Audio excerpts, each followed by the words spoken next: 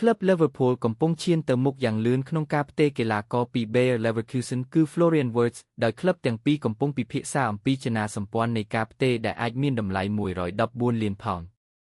Liverpool បានដាក់សំណើជាផ្លូវការលើកទី3កាលពីសប្តាហ៍មុនដែលមានតម្លៃ100លានផោនធានានិងបន្ថែម14លានផោនទៀតប្រសិនបើជោគជ័យនេះនឹងបំបែកកំណត់ត្រាផ្ទេរ75លានផោនរបស់ប្រធានក្រុម Virgil van Dijk ក្នុងឆ្នាំ2018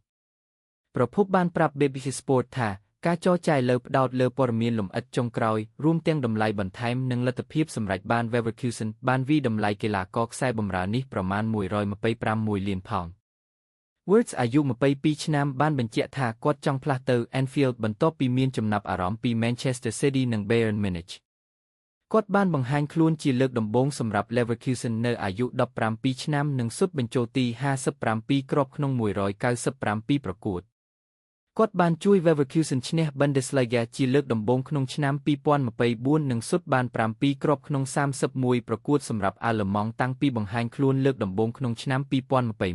2021 Liverpool បានចុះហត្ថលេខាលើកីឡាករម្នាក់ពីក្លឹបអាល្លឺម៉ង់រួចហើយនៅរដូវក្តៅនេះគឺខ្សែការពារ Jeremy Frimpong ក្នុងតម្លៃ34លានផោន